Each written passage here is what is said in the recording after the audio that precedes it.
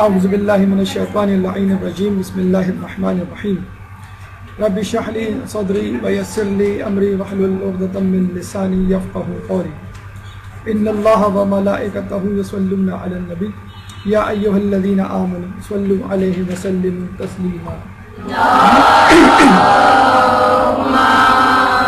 صل علی محمد وآل محمد وعجل فرجهم۔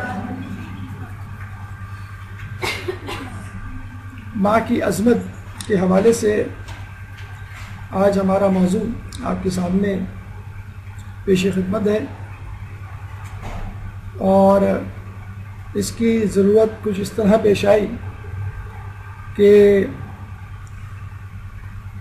ہر سال مئی کا دوسرا اتوار مدرس ڈے کے طور پہ منایا جاتا ہے، اور اس مغربی مدرس ڈے کے مقابلے میں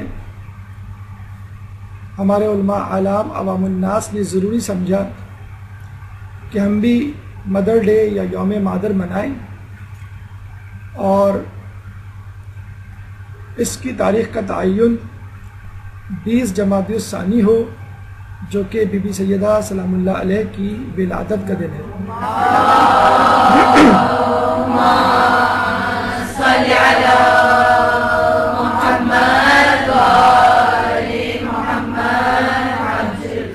چونکہ موضوع کافی دقیق، وسیع، طولانی ہے، اس لیے ضروری سمجھا گیا کہ اس موضوع کو 2 حصوں میں تقسیم کیا جائے۔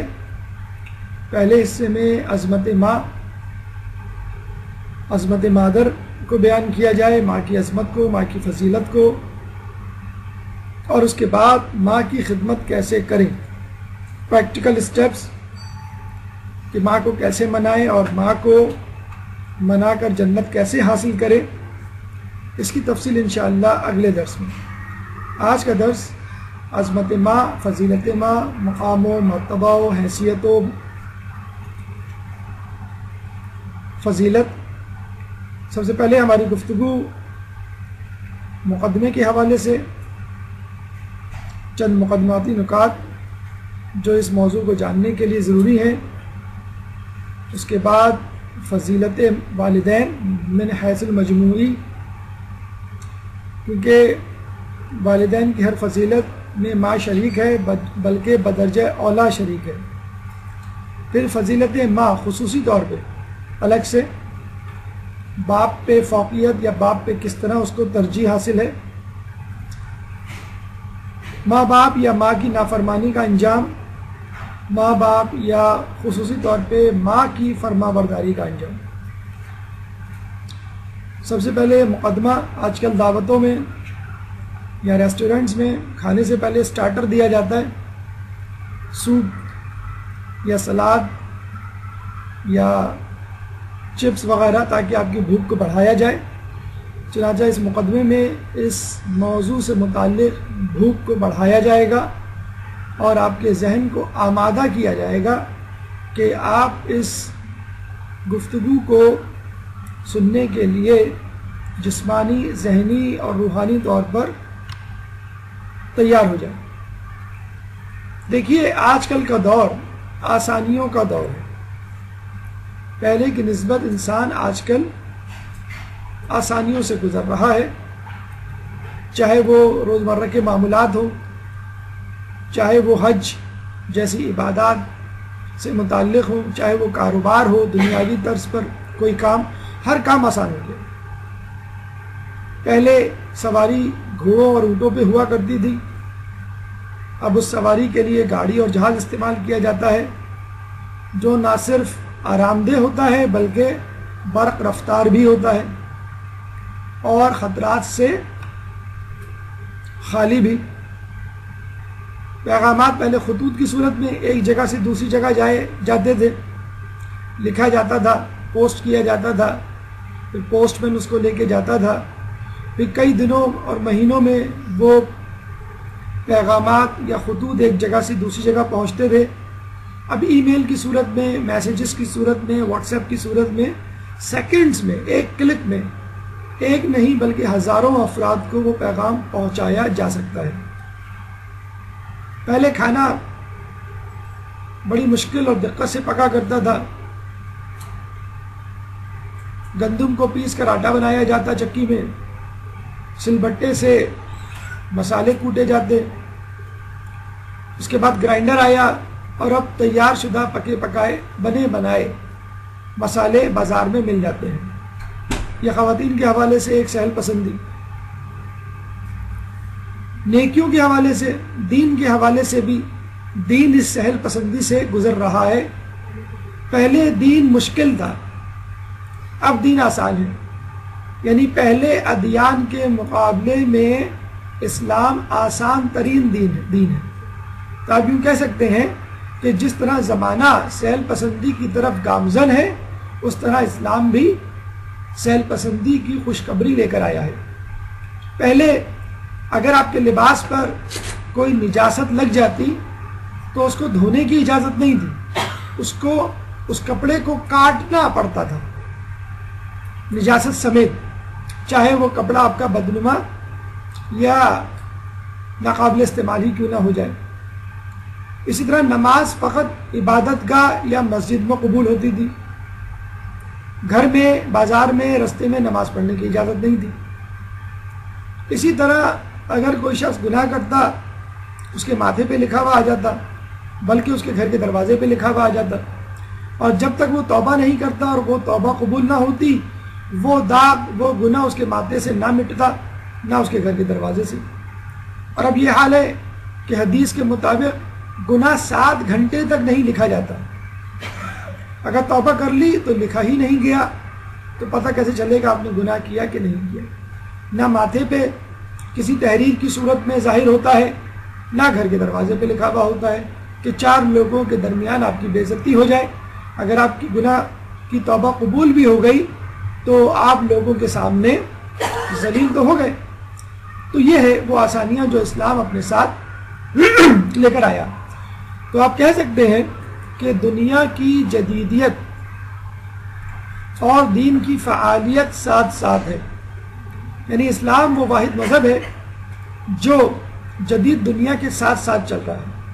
جدید دنیا سہل پسندی، آسانی کی نوید لے کر آتی ہے، اور اسلام بھی آسانی اور سہل پسندی کی نوید لے کر آیا ہے. یوں سمجھ لیجئے کہ دونوں کا خدا ایک ہے. دین نہیں بدلا، انسان بدل گیا.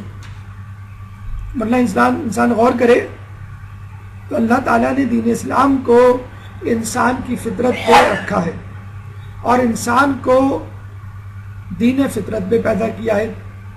فطرت اللہ التی فطر الناس علیہا، کہ ہم نے دین کو اس فطرت پہ پیدا کیا ہے کہ جو اللہ کی فطرت ہے. اس سے بھی زیادہ سن لیے کہ نیکیاں کتنا آسان ہے. جو لوگ یہ دعویٰ کرتے ہیں، واویلا مچاتے ہیں، رونا پیٹنا مچاتے ہیں کہ آج کل کی جدید دنیا میں اسلام پہ عمل کرنا ناممکن ہے، آج کل کی مصروف دنیا میں نیکیوں کے لیے وقت نکالنا بڑا مشکل ہے، تو سن لیے کہ آپ کے لیے اب نیکیاں کرنا بہت آسان ہے. کربلا کی تمنا اپنی جگہ، ظہور امام کی خواہش اپنی جگہ. اس خواہش، اس تمنا کے لیے ہم آپ کو منع نہیں کر رہے. یا لیتنی کنت معکم فافوز فوزا عظیما، کہ کاش کہ میں آپ کے ساتھ ہوتا، اگر ہوتا تو بڑی عظیم کامیابی حاصل کرتا. اور اجل اللہ تعالی فرجک، کہنا کہ جلدی آئیے، تعجیل فرمائیے اپنے ظہور میں. بجا ایسی دعا مانگنی چاہیے، ایسی تمنا کرنی چاہیے، ایسی آہ دل سے نکلنی چاہیے. لیکن اس کے باوجود اللہ تعالیٰ نے ہم جیسے نکموں کے لیے آسان نیکیوں کا ایک انبار، ایک خزانہ تیار کر کے رکھا. دیکھیں، کربلا کا واقعہ دوبارہ نہیں ہو سکتا، نہ آپ کربلا کے میدان میں جا سکتے، کربلا ہو چکی. دوسری بات، امام کا ظہور ہو سکتا ہے آپ کی زندگی میں ہو جائے، ہو سکتا نہ ہو سکتا ہے ہو جائے، لیکن شاید خدا نخواستہ سپاہی بننا جو ہے وہ نصیب نہ ہو. تو غنیمت جانیے اس موقع کو کہ کربلا جیسی مشکل آپ کے پاس آپ کے ساتھ نہیں. غنیمت جانیے اس مرحلے کو کہ ظہور امام اس وقت نہیں کہ پتہ نہیں اس کے بعد کتنی زیادہ آزمائشیں آئیں. اس وقت آپ بہت محفوظ ہیں. یوں سمجھ لیجئے کہ نیکیوں کی سیل لگی ہوئی ہے, وہ بھی لوٹ سے, کہ جو آئے کچھ نہ کچھ ضرور لے کر جائے, ورنہ کربلا کے واقعے میں کچھ نہ کچھ تو دینا پڑے گا, ظہور امام میں کچھ نہ کچھ تو لٹانا پڑے گا. لیکن اس وقت جو ماحول ہے جس میں لوگ یہ سمجھ رہے ہیں کہ شاید ہم سب سے بد نصیب ہیں, دیکھا جائے تو ہم سب سے خوش نصیب لوگ ہیں کہ نہایت کم قیمت پر جنت دستیاب ہے. آسان اور گھر بیٹھے نیکیاں اپنی جگہ پہ حاصل کیجیے. ہوم ڈیلیوری کا دور ہے, ایک فون کال پہ پورا کھانا, پورا دسترخوان حاضر ہے, پراپرٹی حاضر ہے, کپڑے حاضر ہیں, فرنیچر حاضر ہے, الیکٹرانکس حاضر ہے, ہر چیز حاضر ہے. ٹھیک ہے, یہاں پہ سب بکتا ہے, سب ملتا ہے اور پلیٹ میں رکھ کر ملتا ہے. تو اللہ تعالیٰ کو کیا نہیں معلوم تھا کہ انسان پہ سہل پسندی اور آسانی کا ایسا دور آنے والا ہے کہ انسان بستر پہ بیٹھے بیٹھے ہر چیز حاصل کر لے گا. تو کیوں نہ اس انسان کو نیکیاں بھی ایسے ہی پلیٹ میں رکھ کے دی جائیں تاکہ وہ یہ نہ کہہ سکے کہ میں جس زمانے میں پیدا ہوا تھا اس زمانے میں اتنی آسانیاں تھیں کہ ہر عبادت مجھے مشکل لگتی تھی. چنانچہ اللہ تعالیٰ نے آج کل کے سہل پسند انسان کے لیے بھی آسانیاں رکھ دی ہیں. اور یہ بات حدیث رسول کے عین مطابق ہے کہ مومن کو جب دو امور کا اختیار دیا جائے تو وہ آسان امر کا انتخاب کرتے ہیں. یعنی دو کام آپ کے سامنے ہیں, ایک آسان ہے اور ایک مشکل ہے, تو انسان آسان کام منتخب کرتا ہے, مشکل کام کو چھوڑ دیتا ہے. یعنی دونوں کی افادیت, دونوں کے نتائج, دونوں کا شرعی جواز ایک جیسا ہو. انسان کو چاہیے مشکل پسندی سے بچے اور سہل کام کو اپنائے. مثالیں, لیکن اس سے پہلے ایک درود پڑھ دیجیے محمد والے میں.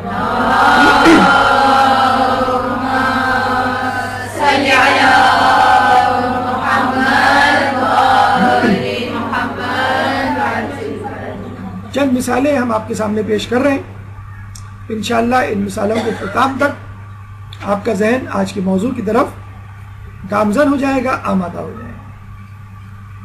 اگر آپ روزانہ رات بھر عبادت کرنا چاہتے ہیں تو کتنا مشکل کام ہے. اویس قرنی کہ جب ہم واقعات سنتے ہیں کہ وہ کہا کرتے تھے کہ آج رکوع کی رات تو پوری رات رکوع میں, آج سجدے کی رات تو پوری رات سجدے میں. آدمی ایک آہ بھر کے رہ جاتا ہے کہ کاش میں اویس قرنی ہوتا, کہ غیر معصوم ہونے کے باوجود اتنی دقت, اتنی زحمت, اتنی مشقت, بہت آسان کام ہے اس مقام پر پہنچنا, پوری رات عبادت کرنا اور روزانہ عبادت کرنا. سونے سے پہلے اگر آپ وضو کریں تو یہ روزانہ شب بیداری کا ثواب دے گا. کتنا آسان کام ہے. آپ میں سے اکثر لوگ کرتے بھی ہوں گے, جو نہیں کرتے آج سے عہد و پیمان کر لیں کہ آج سے مجھے وضو نہیں کرنا ہے بلکہ روزانہ عبادت کرنی ہے رات بھر. اس کے لیے کیا آسان طریقہ ہے, میں وضو کر کے سوں. اتنا آسان ہے ہمارا دین. ہم میں سے کئی لوگ ماہ رمضان کے علاوہ روزے رکھنا چاہتے ہیں, لیکن بڑا مشکل کام ہے ماہ رمضان کے علاوہ روزے رکھنا. احادیث میں آیا ہے کہ لوگوں پہ ایک زمانہ ایسا آئے گا کہ لوگ ماہ رمضان کے علاوہ عبادت نہیں کیا کریں گے. تو روزہ رکھنے کی خواہش ہے, سکت نہیں, ماحول نہیں, دل مضبوط نہیں, تو آپ بڑے مزے سے دوپہر کا کھانا کھائیے اور اس کے بعد الحمدللہ کہیے اور روزے کا ثواب پائیے. ناشتہ کیجیے, ڈٹ کے ناشتہ کیجیے, جو بھی آپ کو پسند ہے. نہاری کا ناشتہ کیجیے, مرغ چھولے کا ناشتہ کیجیے, حلوہ پوری کا ناشتہ کیجیے, پراٹھوں کا ناشتہ کیجیے, اور اس کے بعد ڈکار لیتے ہوئے الحمدللہ کہتے ہیں. دوپہر میں بریانی کھائیے, قورمہ کھائیے, اچار گوشت کھائیے اور اس کے بعد الحمدللہ کیجیے.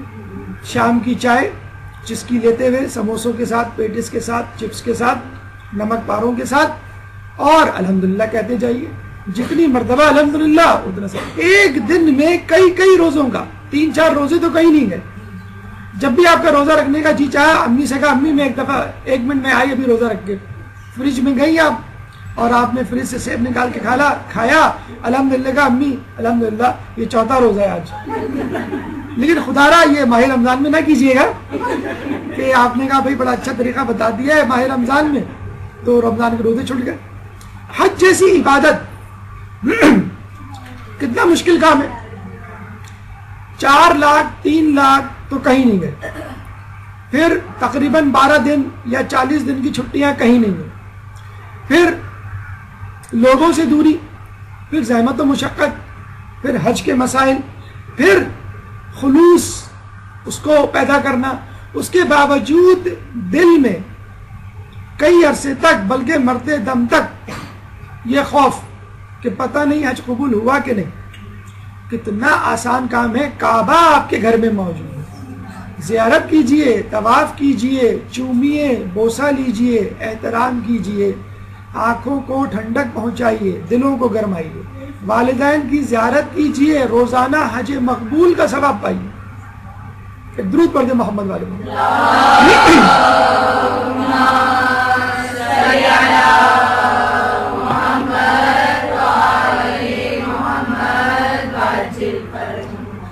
یہ وہ مقام تھا جہاں پہ ہمیں آپ کے اذہان کو لے کر آنا تھا تاکہ آپ کے اذہان کو آمادہ کیا جائے والدین کی عظمت کو جاننے کے لیے، اور والدین کی عظمت کو آپ جانیں تاکہ ان کی خدمت کے لیے ایک جوش و ولولہ پیدا ہو. یہ نہ دیکھیے میں کس کی خدمت کر رہی ہوں، یہ دیکھیے کہ مجھے مل کیا رہا ہے. بیٹھے بٹھائے حج کا ثواب مل رہا ہے، حج مقبول کا ثواب مل رہا ہے، 4 لاکھ روپے مجھے خرچ نہیں کرنے پڑ رہے. اور حج تو ان تمام زحمتوں، مشقتوں اور خرچے کے باوجود سال میں فقط 1 مرتبہ ہو سکتا ہے.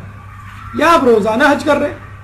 ایک شخص نے پوچھا کہ اگر میں 100 مرتبہ دیکھوں تو رسول نے کہا 100 مرتبہ تجھے حج کا ثواب ملے گا، ایک دن میں 100 مرتبہ.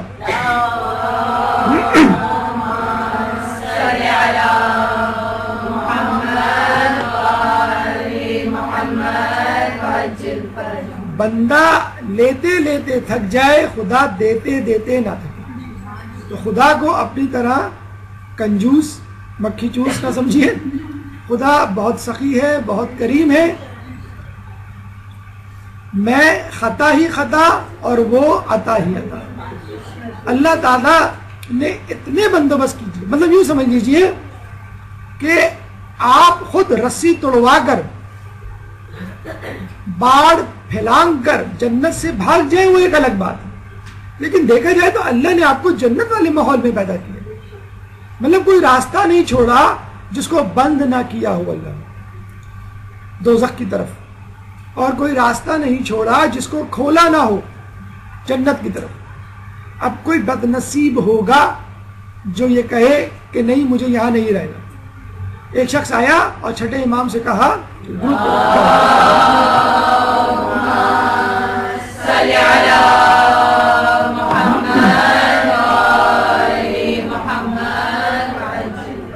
چھوٹے امام سے کہا امام دعا کیجئے کہ میں جنت میں جاؤں.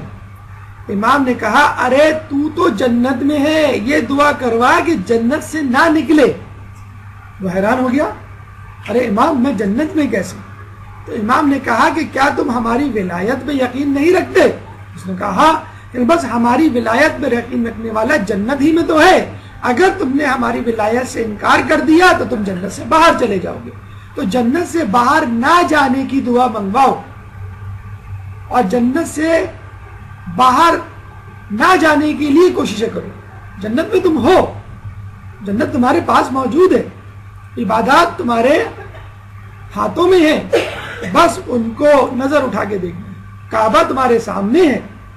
وہ الگ بات کہ تم جو ہے وہ ٹی وی پہ ٹک ٹکی باندھ کے دیکھتے رہتے ہو، نظر لگائے. ابھی اب 7 بجے سے آپ ٹک ٹکی باندھیں گے، دیکھیں کب تک باندھتے. امی ابا سب آپ جو ہے آج کے دن بھول جائیں گے. کچھ لوگ ٹی وی کے اوپر امی کی تصویر لگا لیتے ہیں، کہہ لیں گے ایڈ آئے گا تو دیکھ لیں گے. تصویر کا دوسرا رخ اگر اتنی زیادہ خوشخبری ہے تو متنبہ تنبیہ بھی اسی طرح کیا گیا ہے کہ شرک کے بعد دوسرا بڑا گناہ والدین کی نافرمانی کو گردانا گیا. تو اگر خوشخبری ہے تو بری خبر بھی ہے، چنانچہ احتیاط نہ کی تو بہت عظیم نقصان آپ اٹھائیں گے. اور شاید ماں کی اسی عظمت کو دیکھتے ہوئے وہ لوگ بھی ماں کی عظمت کے قائل ہیں جو کسی دین کے قائل ہیں، جو اسلام کے دشمن، جو آخرت کے منکر، جو دنیا پرستی میں ڈوبے ہوئے.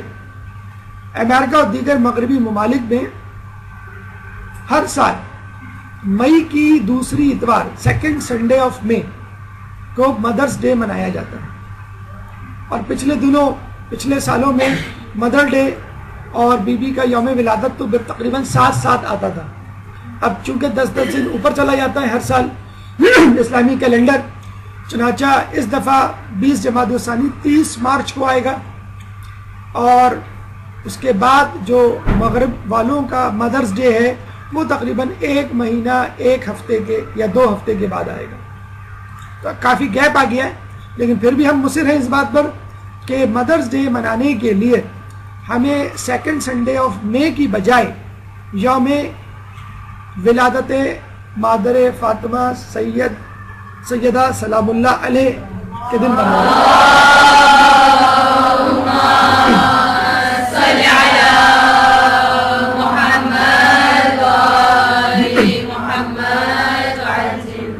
جس طرح مولا کائنات کو امت کے باپ کا حق ہونے کا حق حاصل ہے، اس طرح آپ کی زوجہ کو امت کی ماں کا حق حاصل ہونے کا حق حاصل ہے. اور جو اپنے باپ کی ماں کہلائے، رسول کی ماں کہلائے، ام ابیہ کہلائے، اس سے بڑھ کر مادر ملت، مادر مومنین اور مومنات کون ہو سکتے ہیں؟ اب آئیے ہماری گفتگو کے پہلے مرحلے کی طرف، ان تمام مقدماتی گفتگو کے بعد فضیلت والدین. لیکن اس سے پہلے ایک درود پڑھتے محمد.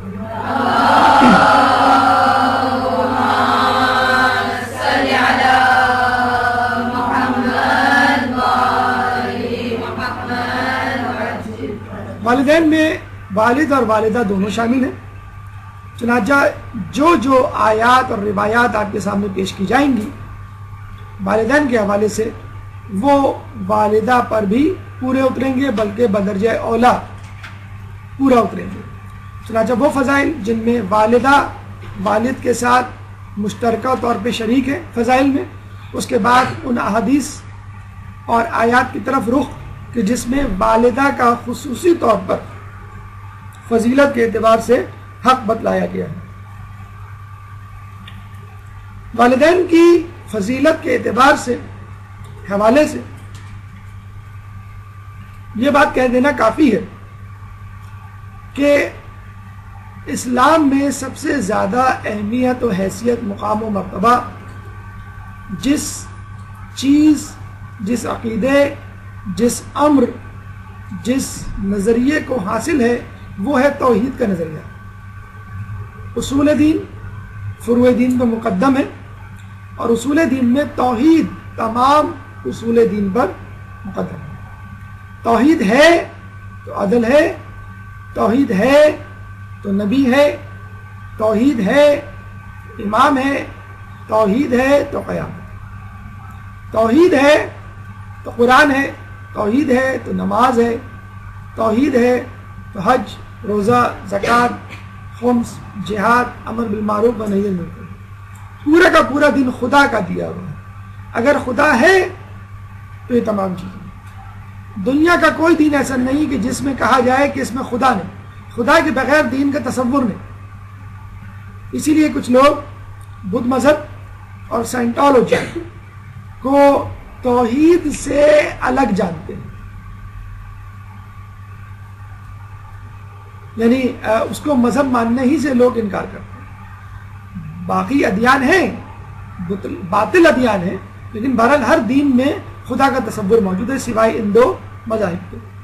चुनाचा तौहीद की अहमियत कलीदी अहमियत है, मरकज़ी अहमियत है, इसके बगैर कोई नज़रिया अक़ीदा या काम मुकम्मल नहीं। और वालिदैन की हैसियत के हवाले से इतना कह देना काफ़ी है कि अल्लाह ने अक्सर मुकामात पर अपनी इताअत के साथ साथ वालिदैन की इताअत को मुंसलिक व मरबूत किया है। 4 जगहें, 4 मिसालें आपके सामने पेश की जा रही हैं। सूरह बकरा आयत नंबर 83, सूरह निसा आयत नंबर 36, सूरह अनआम आयत नंबर 151 और सूरह बनी इसराइल आयत नंबर 23। सूरह बकरा आयत नंबर 83 चित्री में अल्लाह फरमाता है ला ताबुदूना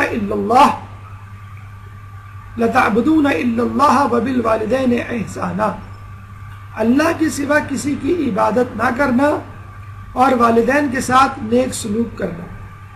देखिए कोई लिंक नजर नहीं आ रहा, कोई राब्ता मौजूद नहीं है। अल्लाह की इबादत एक अलग काम, एक अलग अम्र, वालिदैन के साथ नेक सलूक एक अलग काम, लेकिन इन दोनों को नत्थी कर दिया गया है बगैर किसी कॉमा, फुल स्टॉप या पंक्चुएशन मार्क के कि अल्लाह के सिवा किसी की इबादत ना करो और वालिदैन के साथ नेकी करो। सूरह निसा आयत नंबर 36 अल्लाह फरमाता है वाबुदुल्लाह वला तुशरिकू बिही शैअन व बिल वालिदैन एहसाना, और अल्लाह की इबादत करो और किसी चीज को इसका शरीक ना बनाओ और वालिदैन के साथ नेक सलूक करो। अल्लाह की इबादत का हुक्म, शिर्क से मना और फिर नेक सलूक वालिदैन के साथ। अल्लाह की तौहीद के साथ एकदम से वालिदैन का तस्करा बगैर किसी रब, पस मंजर और किसी इर्तिबात के। तीसरा मुकाम अल्लाह तुशरिकू बिही शैआ व बिल वालिदैन एहसाना, इसके साथ किसी को शरीक ना ठहराओ और वालिदैन के साथ नेक सलूक करो। यहां पे भी वही बात कि अल्लाह के साथ शिर्क को मना किया गया है और फौरन कह दिया गया कि वालिदैन के साथ नेक सलूक करो बगैर किसी ताल्लुक के। ये दोनों अहकामात एक साथ आपके सामने पेश कर दिए गए। चौथी मिसाल वक़ज़ा रब्बुका अल्ला ताबुदू इल्ला इय्याहु व बिल वालिदैन एहसाना, सूरह बनी इसराइल आयत नंबर 23। और आपके परवरदिगार ने फैसला कर दिया है कि तुम इसके सिवा और किसी की इबादत ना करो और माँ बाप के साथ भलाई करो। गोया यहाँ पर फाइनल वर्डिक्ट, आखिरी फैसला खुदा की अदालत से आ गया और लोगों में मुश्तहर हो गया कुरान के जरिए कि अल्लाह ने फैसला कर दिया है, यानी अब कोई और फैसला करने की जिसारत नहीं कर सकता। क्या फैसला कर दिया? अल्लाह ताबुदू इल्ला इय्याहु, कि तुम उसके सिवा किसी की इबादत नहीं करना। जी जी, चौथी आयत, चौथी आयत बनी इसराइल, चौथी मिसाल सूरह बनी इसराइल आयत नंबर 23। आपके परवरदिगार ने फैसला कर दिया है कि तुम इसके सिवा और किसी की इबादत ना करो और माँ बाप के साथ भलाई करो। तो यहाँ पे भी कोई रब्त नहीं, कोई ताल्लुक नहीं, एकदम से खुदा की इताअत के साथ साथ वालिदैन की इताअत। और इसका पस मंजर, इसका सबब उलमा आलम ये फरमाते हैं कि जिस तरह अल्लाह ताला अपनी मखलूक की हिफाजत करता है, परवरिश करता है और उनको ग़िज़ा फराहम करता है और उनकी तकलीफ पे तड़प उठता है, बिल्कुल इसी तरह माँ का भी हाल है कि वो अपने नाफरमान बेटे को भी देती है, ग़िज़ा फराहम करती है, रहने को घर देती है, तकलीफ पे तड़प उठती है, गलती हो जाने पर फौरन माफ कर देती है। तो अगर आपको खुदा को पहचानना है तो माँ से बेहतरीन वसीला کوئی شے نہیں کائنات میں کہ جس سے آپ ماں کو پہچان سکیں، خدا کو پہچان سکیں۔ یہ تھا قرآن میں خدا کی اطاعت کے ساتھ ساتھ والدین کی اطاعت۔ جب پوچھا گیا ہمارے چھٹے امام جعفر صادق علیہ السلام سے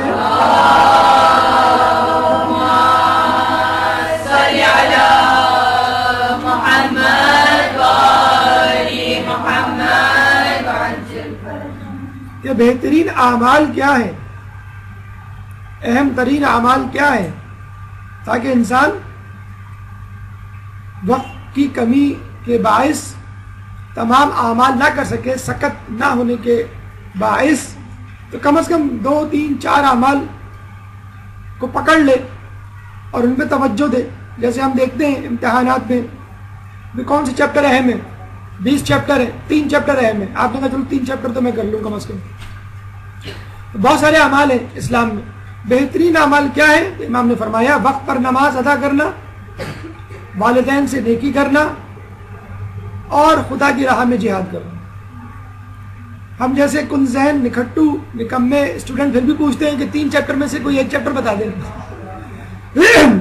تو اسی طرح آج کل کا بھی مومن پوچھ سکتا ہے کہ بھئی 3 بہت ہے، ایک بتائیں۔ تو سنیے، کہا یہ گیا ہے کہ اگر نماز کا وقت آ جائے اور آپ کے والدین آپ کو کوئی کام کہہ دیں تو نماز کو مؤخر کر دو۔ اول وقت نماز پڑھنا فضیلت رکھتا ہے، بہت بڑا مستحب ہے، لیکن اطاعت والدین واجب ہے، مستحب نہیں ہے، واجب ہے۔ اسی لیے نماز کو تاخیر میں ڈالنا والدین کی اطاعت کے لیے عین جائز ہے۔ دوسری طرف آئیے آپ خدا کی راہ میں جہاد۔ ایک شخص آیا رسول کے پاس اور کہنے لگا میں جہاد پہ جانا چاہتا ہوں، پتہ چلا کہ اس کی ماں زندہ ہے اور کوئی پرسان حال نہیں، یا والدین زندہ ہیں کوئی پرسان حال نہیں۔ تو اللہ کے رسول نے کہا جاؤ ان کی خدمت کرو، ایک رات اپنے والدین کو خوش کرنا اور راضی رکھنا 1 سال کے جہاد سے زیادہ افضل ہے۔ یہ نہیں کہا رسول نے کہ ایک رات ماں باپ کی خدمت، یعنی ان کے پیر دبانا، ان کو کھلانا، ان کا خیال رکھنا اور بالکل ان کے کمرے میں بستر کے پاس باادب کھڑے رہنا، کسی بھی وقت ان کو کوئی چیز چاہیے نہیں، خدمت کا تذکرہ نہیں کہا، فقط یہ کہا ہے کہ ایک رات ماں باپ اگر تم سے راضی رہے تو وہ رات 1 سال کے جہاد سے زیادہ ثواب رکھتی ہے تمہارے لیے۔ کتنا آسان ہے ماں باپ کو راضی کرنا۔ ہم تھوڑے سے ماں باپ سے ناراض ہو جائیں، امی ہم سے ناراض ہو جائیں، کسی صحیح بات پہ ٹوک دیں کہ کیا تم ہر وقت ٹی وی دیکھتے رہتی ہو، کیا تم ہر وقت موبائل پہ لگی رہتی ہو، کیا تم جو ہے ہر وقت ٹائم ویسٹ کرتی رہتی ہو، اپنی چھوٹی بہن کو ستاتی رہتی ہو، اس پہ ہمارا منہ بن جاتا ہے، صحیح بات پر ہمارا منہ بن جاتا ہے، اور ہم بد نصیبوں کو، بدبختوں کو توفیق نہیں ہوتی کہ رات ہونے سے پہلے اپنی ماں کو منا سکیں۔ ماں اپنے کمرے میں ناراض سو جاتی ہے اور ہم اپنے بستر پہ منہ بنا کے سو جاتے ہیں۔ وہ رات والدین نے، ماں نے ناراضگی میں گزاری، اس کا عذاب الگ ملے گا، آپ کو سزا الگ ملے گی قیامت میں، اور جو 1 سال جہاد کا ثواب تھا وہ آپ کے ہاتھ سے گیا۔ تو اکثر بچوں کو دیکھا گیا ماشاءاللہ کہ سونے سے پہلے ماں کو سلام کر کے سوتے، اس سے اندازہ ہو جاتا ہے کہ ماں کا موڈ آف ہے یا ماں آپ سے خوش ہے۔ اس سے بھی بہتر کچھ لوگوں کو دیکھا گیا ہے کہ وہ اپنی ماں کے پیر دبا کے سوتے۔ رات کو جب ماں سونے جاتی ہے، آج کل تو وہ زمانہ ہی نہیں رہا اتنی زیادہ خدمت کا، ورنہ پہلے یہ ہوا کرتا تھا کہ ماں کے پیر دبائے جاتے تھے جب تک ماں سو نہ جائے، جب تک ماں خود نہ کہہ دے کہ بیٹا جاؤ تم جا کے سو جاؤ، رات کافی ہو گئی۔ اور اکثر دیکھا گیا ہے ایسے لوگ جو ماں کی خدمت کر کے، ان کو دوا پلا کے، پانی پلا کے، ان کے پیر دبا کے، سر دبا کے، یا ان کے پاس کچھ دیر بیٹھ کر بات کر کے اٹھتے ہیں سونے سے پہلے، ان کے ماں ہمیشہ کمرے سے نکلنے سے پہلے ان کو دعا ضرور دیتی، خوش رہو بیٹا، جیتے رہو بیٹا، اللہ تمہیں کامیاب کرے۔ تو خدا را ایسی نیکی 1000 سال کا جہاد آپ کو بیٹھے بٹھائے گھر میں، بیڈ روم میں، پنکھے کے نیچے، اے سی کے نیچے، نرم گرم بستر کے اوپر جہاد کا ثواب مل رہا ہے آپ کو. تو آپ 1 سال کے جہاد کو کتنی آرام سے اپنے ہاتھ سے کھولے. تو آپ نے دیکھا 3 اعمال بتائے امام نے، اور ان 3 اعمال میں بھی والدین سے نیکی، ان کی اطاعت نمبر لے گئی. یا یہ ذہن میں رہے کہ یہ واجب نماز کے لیے نہیں ہے. ہاں مطلب واجب نماز کو آپ مؤخر کر سکتے، قضا نہیں کر سکتے، ٹھیک. اور خدا کی راہ میں جہاد، اور یہ جہاد کفائی ہے، عینی نہیں ہے. عینی کا مطلب ہے کہ جب ہر کسی پہ جہاد فرض ہو جائے اور کوئی چارہ ہی نہ ہو. جہاد کفائی ہے کہ ٹھیک ہے اور لوگ چلے گئے، اگر آپ نہ بھی جائیں تو کوئی فرق نہیں پڑے گا، کوئی بات نہیں. کہتے ہیں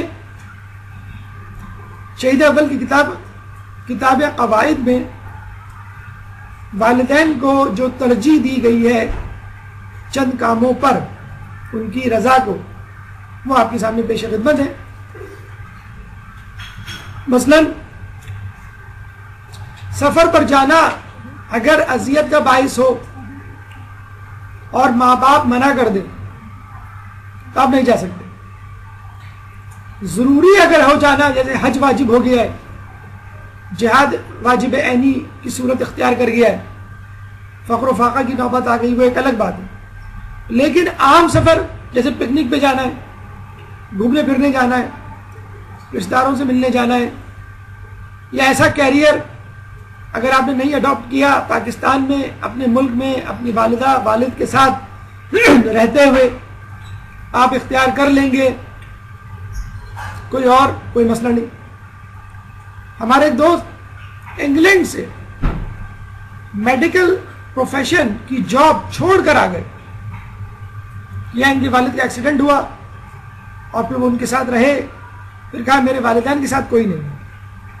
چنانچہ انہوں نے وہ جاب ہی چھوڑ دی، پھر یہاں کسی اور کیریئر میں، فارماسیوٹیکل کمپنی میں وہ لگ گئے.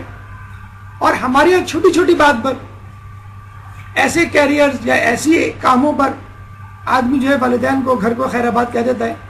کراچی میں آپ کو ایسی ہزاروں مثالیں مل جائیں کہ والدین بیچارے اکیلے گھر میں پڑے سڑ رہے، 1000 گز کا بنگلہ ہے، تمام چیزیں موجود ہیں، لیکن وہ شخصیت موجود نہیں ہے جس کو اس نے پال پوس کی جمع دی. بیٹیاں آ گئیں تو آ گئیں، جو چکر لگا لیا. بیٹا جو ہے وہ یہ تک ہوا ہے کہ باپ بیمار ہے اور سخت بیمار ہے، بیٹے کو بڑی مشکل سے بلایا ہے، بیٹا آیا ہے، پھر کہنے لگا کہ بس مجھے 15 دن کی اجازت دی، اب میں جا رہا ہوں. اور بہت ہی کریٹیکل کنڈیشن تھی، باپ کو ہاسپٹل میں داخل کیا گیا، اور جس دن داخل کیا گیا اسی دن اس کی فلائٹ، اور کچھ دن کے بعد باپ کا انتقال ہو گیا. یعنی لوگوں کو بھی معلوم تھا، اس کو بھی معلوم تھا کہ اب یہ نہیں بچیں گے، لیکن میں کیا کروں، مجھے بس 15 دن کی چھٹیاں ملی، نعوذ باللہ. تو یہ حالات اس شہر کے، اس ملک کے، اس دنیا کے ہو گئے کہ انسان جو ہے وہ شاید ایک ویڈیو کلپ بھی سرکولیٹ ہو رہی ہے آج کل کہ بچے نے بیٹے نے آنے کا کہا، نہیں آیا، پھر دوسرے سال آنے کا کہا، نہیں آیا، تیسرے سال اس نے ایک تحفہ بھیج دیا ماں کو، اور وہ تھا ایک روبوٹ. آج کل جاپان میں فرینڈلی روبوٹ بن رہے ہیں جو آپ سے بیٹھ کے باتیں کرتے ہیں. اس روبوٹ نے ماں سے اس کی باتیں کرنا شروع کی، اور وہ کہتے ہیں وہ اتنا زیادہ اٹیچ ہو گیا ماں سے، روبوٹ اٹیچ ہو گیا. دیکھیں آپ، اس کی ماں کی طبیعت خراب ہوئی تو اس روبوٹ نے اپنے اندر سے بیٹری نکالی اپنی، اور ماں کو جو بجلی کے جھٹکے ہوتے ہیں وہ دیے، کس طرح ماں بچ جائے. اس طرح کے بھی واقعات ہوتے ہیں کہ انسان کے پاس وقت نہیں ہے اور وہ کسی اور کو بھیج دیتا ہے، روبوٹ کو بھیج دیتا ہے، کوئی تحفہ بھیج دیتا ہے کہ بس یہ کافی ہے. والدین کے ساتھ بیٹھنا، ان سے باتیں کرنا، یہ جو ہے مفقود ہوتا جا رہا ہے.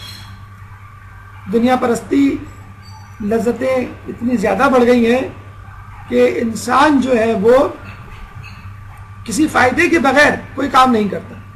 ابھی انگلینڈ میں ایک نئی ریسرچ آئی کہ بچے اپنے والدین کے پاس دوبارہ آ رہے ہیں، اسپیشلی اپنے بوڑھے والدین اور گرینڈ پیرنٹس. بعد میں جب ریسرچ کی گئی تو پتہ چلا کہ یہ جو بوڑھے والدین ریٹائر ہو جاتے ہیں ان کو پینشن ملتی ہے 1000 پاؤنڈ یا 1500 پاؤنڈ، تو وہ 500 پاؤنڈ بچے کو دے دیتے ہیں، تو اس کا بیٹھے بٹھائے ایک ایکسٹرا پاکٹ منی نکل آتا. استغفر اللہ، سب کی بات نہیں کر رہا میں، سب ایسا نہیں کرتے ہوں گے، لیکن اگر ہے والدین سے آپ چمٹے میں ہیں یا والدہ سے محبت کا اظہار کر رہے ہیں تو اس کے پیچھے بھی کوئی جائیداد کا لالچ یا کوئی اور دنیاوی منفعت پوشیدہ ہو. اگر سفر پہ جانا واجب نہ ہو، شرعی نہ ہو، تو سفر پہ جانا بھی ممنوع ہے. اس حوالے سے کئی ایسے سفر جو فقط امیگریشن کی لالچ میں، فقط اچھی جاب، پاکستان میں بھی جاب موجود ہے، اپنے علاقے میں جاب موجود ہے، فقط اچھی جاب تھوڑے سے زیادہ کما لوں یا تھوڑا سا بہتر کیریئر، ایک الگ سے ڈگری مل جائے، تو وہ تمام سفر جو ہے وہ اس میں آ جاتے ہیں، سوائے چند ان سفروں کے جو کہ بہت زیادہ ضروری ہوتے ہیں.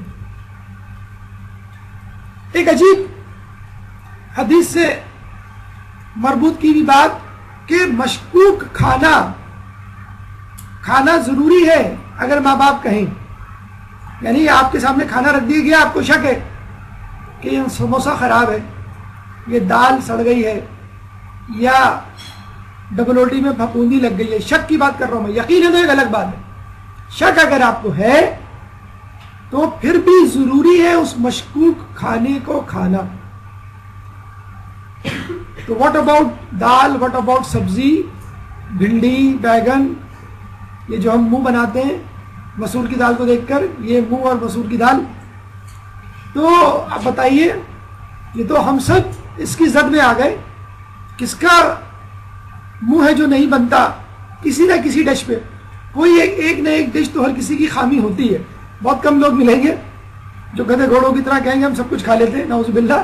آج کل تو ایسے لوگوں کو گدھا گھوڑا کہا جاتا ہے. ارے آپ جانور ہیں، آپ سب کچھ کھا لیتے ہیں، آپ کو کوئی پسند ناپسند نہیں ہے. ارے بھائی یہ جانور نہیں ہے، یہ اللہ کا بندہ ہے، یہ زاہد ہے، یہ زاہدہ ہے، یہ والدین کی فرمانبردار اولاد ہے، جو کچھ سامنے رکھ دیں وہ کھا لے. آپ کہہ رہے ہیں کہ جانور ہو. یہ جو بچے سبزی دیکھ کر یا بڑے بھی سبزی دیکھ کر، دال دیکھ کر منہ بنا لیتے ہیں، اور ماں کہتی ہے کھا لو، آپ کہتے نہیں امی آملیٹ بنا دیں، امی پاپڑ تل دیں، امی فرینچ فرائز بنا دیں، امی اچھا میں گلی سے جو ہے نکڑ سے وہ برگر بن کباب لے کر آ جاؤں، وغیرہ وغیرہ.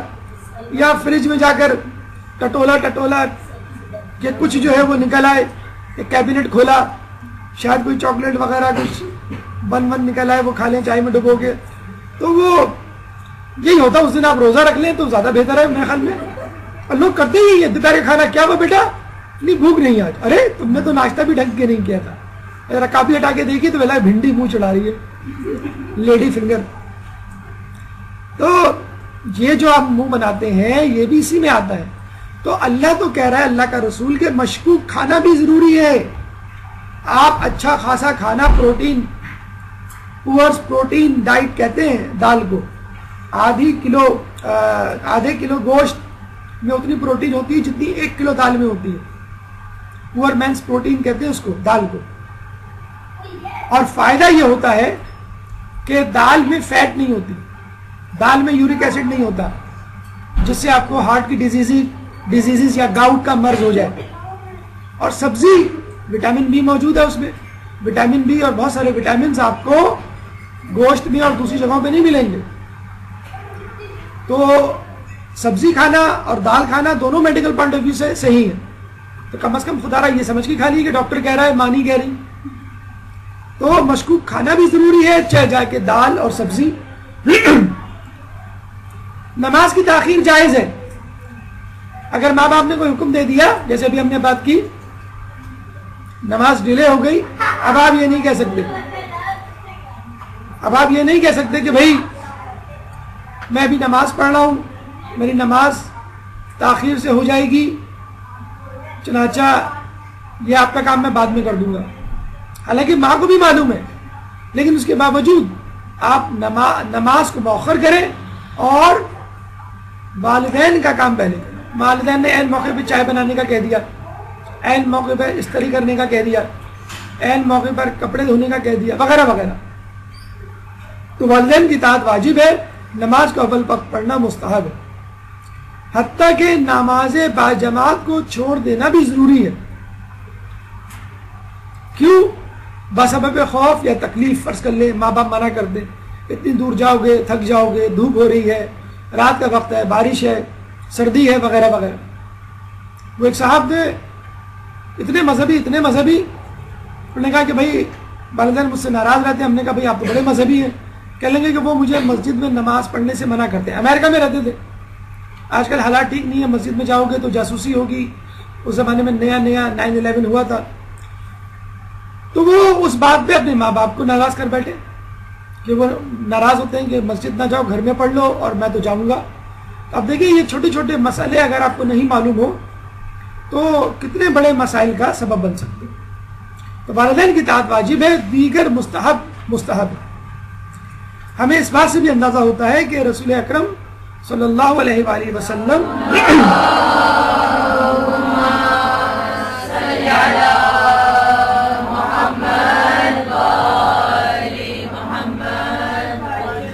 ان لوگوں کو زیادہ عزت دیا کرتے تھے جو والدین کی عزت زیادہ کیا کرتے تھے، چاہے ان سے رشتہ داری ایک جیسی ہو.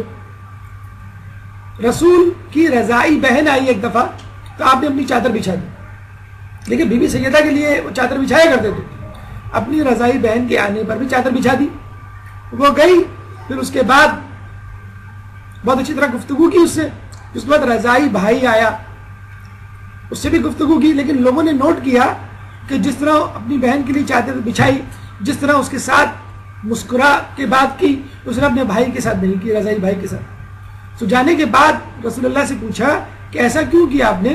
تو رسول نے کہا کہ میری رضائی بہن رضائی بھائی کی بنسبت اپنے والدین کی زیادہ خدمت کرتی ہے. تو اگر آپ چاہتے ہیں رسول کے آنکھ کے تارے بنے، یہ نہیں کہ فقط ماں آپ سے محبت کرے بلکہ رسول بھی آپ سے محبت کرے، تو اپنے والدین کی زیادہ سے زیادہ خدمت کریں. اور جب رسول محبت کر سکتے ہیں تو رسول نفرت بھی کر سکتے ہیں. رسول دعا دے سکتے ہیں تو رسول بد دعا بھی کر سکتے ہیں. آپ اکثر یہ حدیث ماہ رمضان میں سنتی ہوں گی کہ رسول اللہ نے پہلے زینے پہ قدم رکھا، منبر کے آمین کہا، دوسرے زینے پہ قدم رکھا، آمین کہا، تیسرے زینے پہ قدم رکھا، آمین کہا. تو لوگوں نے پوچھا آپ نے ایسا کیوں کیا؟ آپ نے کہا جبریل نے کہا کہ جو لوگ والدین کو پائیں اور ان کی قدر نہ کریں، یعنی مفہوم حدیث ہے والدین کی بے قدری کریں، ان کو اللہ نہ بخشے. میں نے کہا آمین. پھر جبرائیل نے کہا کہ جو لوگ ماہ رمضان کو پائے اور اس میں عبادت کر کے اپنے آپ کو نہ بخش پائے، اللہ ان کو نہ بخشے یا ان کی اس کی قدر نہ کرے. اور جو لوگ اگر میرا نام لیا جائے اور درود نہ پڑھے تو اللہ ان کو نہ بخشے.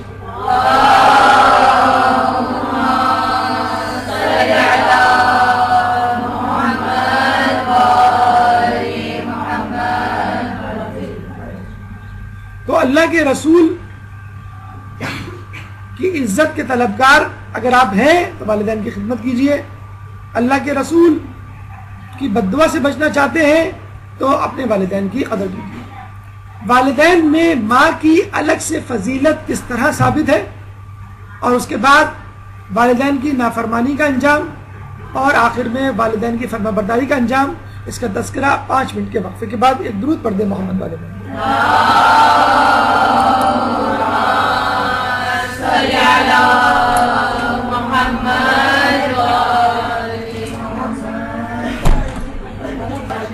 آئیے ہماری گفتگو کے دوسرے مرحلے کی طرف، فضیلت ماں.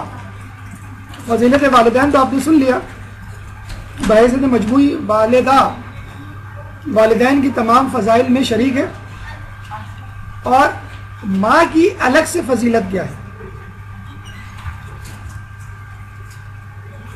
دیکھیں، اگر خدا نے والدین کی اطاعت اور اللہ کی اطاعت کا ساتھ ساتھ تذکرہ کیا ہے تو ماں کو یہ شرف حاصل ہے کہ اس کا تذکرہ الگ سے کر کے اپنے آپ کو جوڑا ہے اس کے ساتھ. وَوَصَّيْنَا الْإِنسَانَ بِوَالِدَيْهِ حَمَلَتْهُ أُمُّهُ وَهُنَا عَلَى وَهُنٍ وَفِصَالُهُ فِي عَامَيْنِ أَنِ اشْكُرْ لِي وَلِوَالِدَيْكَ. اور ہم نے انسان کو ماں باپ کے بارے میں نصیحت کی ہے کہ اس کی ماں نے دکھ پر دکھ سہ کر اسے پیٹ میں رکھا, اس کی دودھ بڑھائی بھی 2 سال میں ہوئی, کہ میرا اور اپنے ماں باپ کا شکر ادا کرو. آپ نے دیکھا کہ 2 اہم چیزوں کی طرف توجہ, کہ مدت حمل جو 9 مہینے ہوتی ہے, اور رضاعت جو 2 سال ہوتی ہے. یہ 2 چیزیں ایسی ہیں کہ مرد ان تکلیف سے نہیں گزرتا, اور مرد کا مرتبہ باپ کا مرتبہ اسی لیے کمتر ہے. اس میں اگر وضع حمل کا درد شامل کر لیں تو 3 درجے اسی لیے ماں کو زیادہ حاصل ہیں کہ مرد کبھی بھی, باپ کبھی بھی ان 3 چیزوں سے نہیں گزر سکتا. تو اللہ تعالیٰ نے ماں کا خصوصی طور پہ تذکرہ کیا, اور ان زحمت و مشقتوں کا تذکرہ کیا کہ جن سے ماں الگ سے, علیحدہ سے گزرتی ہے, اور باپ ساتھ رہنے کے باوجود اس تکلیف کا ذرہ برابر بھی ادراک نہیں کر سکتا. ایک شخص رسول کے پاس آیا اور کہنے لگا کہ میں کس کی خدمت کروں, کس کے ساتھ نیکی کروں؟ تو رسول نے کہا ماں کے ساتھ. پھر کہا میں کس کے ساتھ نیکی کروں؟ رسول نے کہا ماں کے ساتھ. پھر اس نے کہا کہ میں کس کے ساتھ نیکی کروں؟ تو رسول نے کہا ماں کے ساتھ. پھر اس کے بعد اس نے کہا کہ میں کس کے ساتھ نیکی کروں؟ تو رسول نے کہا باپ کے ساتھ. اور جب لوگوں نے پوچھا کہ اس کی کیا وجہ ہے تو آپ نے وجہ فضیلت بیان کی کہ ماں حمل سے گزرتی ہے, باپ نہیں. 9 مہینے حمل ماں کو ہوتا ہے, باپ کو نہیں. ماں زچکی سے گزرتی ہے, یعنی بچے کی ولادت میں جو تکلیف ہوتی ہے, اور رضاعت سے گزرتی ہے, دودھ پلانے کا جو پیریڈ ہے اس سے. اس حوالے سے اس کو 3 مرتبہ زیادہ فضیلت ہے. بچوں کی پیدائش کا اجر آج کل کی مائیں ایسا نہیں سوچتی. ان کو اپنی جاب زیادہ عزیز ہوتی ہے, اپنی فگر کی زیادہ فکر ہوتی ہے, بچے کی مستقبل کی اتنی فکر نہیں ہوتی.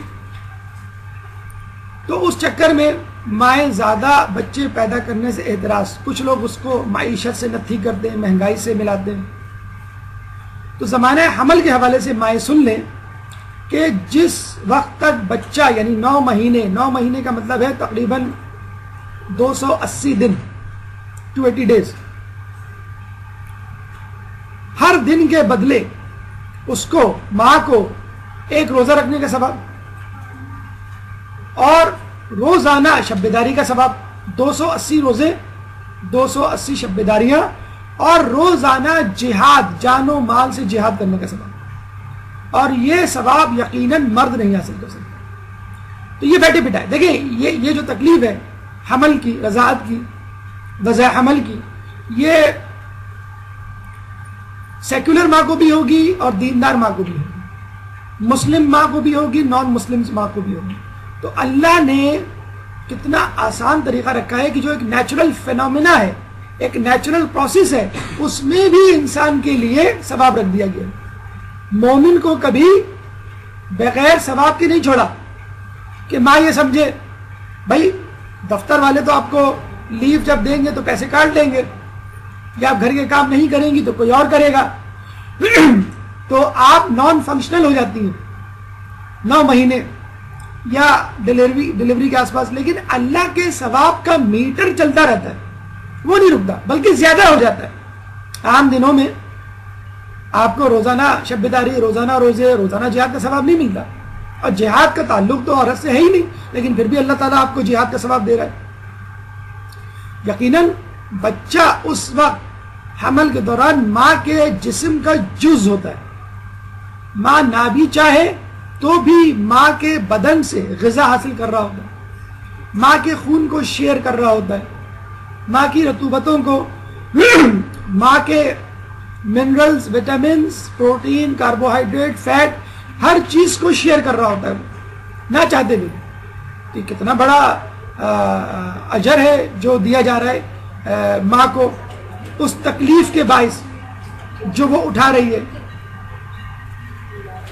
پھر زمانہ رضاعت، جب وہ دودھ پلاتی ہے تو ہر گھونٹ کے بدلے اولاد اسماعیل سے ایک غلام آزاد کرنے کا سبب. بچہ دن میں، ماؤں سے پوچھئے، شروع میں تقریباً ہر گھنٹے 2 گھنٹے بعد دودھ پیتا ہے. تو 10 مرتبہ اگر بچہ دودھ پیے تو 10 مرتبہ میں 10 گھونٹ پیے تو 100 غلام روزانہ کے ہو گئے آپ کے. اور 2 سال کے حساب سے آپ لگا لیں، 1 سال میں آپ کے 10,000 غلام اور 20,000 غلام، تو کتنے ہزار غلام اس نے فقط دودھ پلانے میں.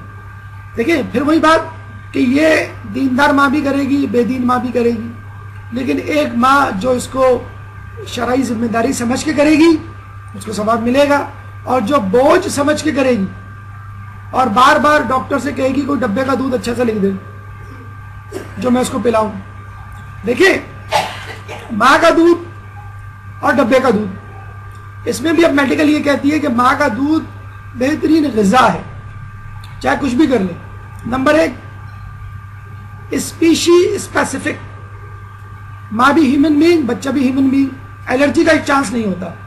کاؤ ملک الرجی ایک ڈیزیز ہے جو گائے کا دودھ پلانے کی وجہ سے بچوں کو ہو جاتی ہے، یا پروٹین ملک الرجی ہے جو بعض بچوں کو ڈبے کا دودھ پلانے سے ہو جاتی ہے. نمبر 2، باڈی ٹیمپریچر، ماں کا بھی 37 ڈگری سینٹی گریڈ، بچے کا بھی 37 ڈگری سینٹی گریڈ. جبکہ بوتل کا دودھ آپ پہلے بناتی ہیں تو گرم ہوتا ہے، پھر فریج میں رکھی تو ٹھنڈا ہو جاتا ہے، پھر دوبارہ گرم کرتی ہیں تو وہ اسی چکر میں، لیکن وہ ٹیمپریچر تو پھر بھی 37 ایگزیکٹلی نہیں آ پائے گا.